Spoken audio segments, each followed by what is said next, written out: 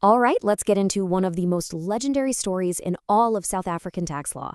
Seriously, it's a proper classic. It's got a massive building, a super clever deal, and a huge headache for the taxman.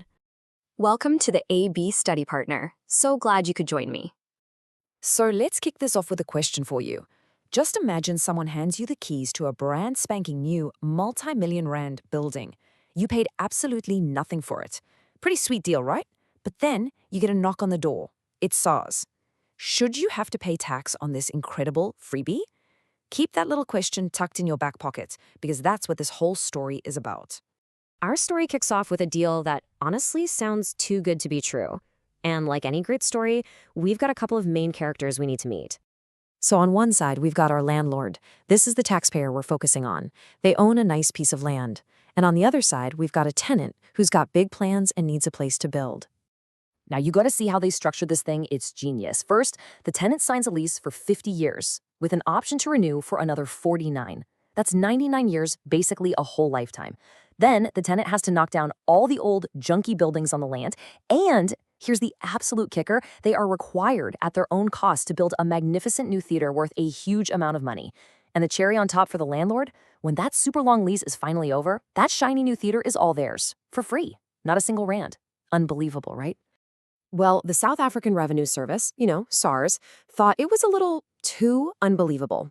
They took one look at this deal and said, hang on a second, there's a massive amount of value being transferred here and we're not seeing any tax? Now, to really get where SARS is coming from, we need to talk about gross income. This is like the absolute ground zero for all tax stuff. Look at the wording very carefully. It's the total amount, in cash or otherwise, that is received by or accrued to you. Those two little phrases, or otherwise, and accrued to, are everything in this case. So the battle lines were officially drawn. SARS came out swinging, saying, look, we don't care that you didn't get a briefcase full of cash. You got the right to own this amazing theater in the future. That right has accrued to you, and we want our tax on it. But the landlord clapped back, arguing, hold your horses. I haven't seen a cent. The building won't legally be mine for decades. How can you possibly tax me on something that doesn't have a solid, definite money value at this very moment? So with neither side willing to budge, they took it to court. This was the big showdown, and everyone was on the edge of their seats, waiting to see what the judges would decide. The whole case boiled down to one super specific legal question. Did the value of this new theater, these improvements, actually accrue to the landlord in a way that SARS could legally tax it right now? And boom! Here's the core of the court's decision. In what was a pretty shocking verdict, the court actually sided with the landlord. The judges said, and this is the key phrase, that no amount had accrued because the future benefit of getting that theater didn't have an ascertainable money value right then and there. You just couldn't put a definite price tag on it at that moment. So, just like that, the landlord won the case. They walked away without having to pay any tax on the deal for now. This was a massive victory for them, but for the tax system, it created a massive, massive problem. See, a court can only interpret the law as it's written, and if that law has a gaping hole in it, a big court case is going to shine a giant spotlight right on it. So you can bet that Parliament didn't waste any time responding. What this case did was accidentally create a giant tax loophole. It was like a step-by-step guide on how to get something incredibly valuable from a tenant without paying tax on it right away. It was a loophole so big you could drive a bus through it.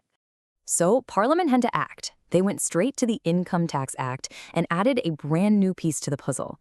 We call it Paragraph H, and its entire reason for existing was to fix the Butcher Bros problem.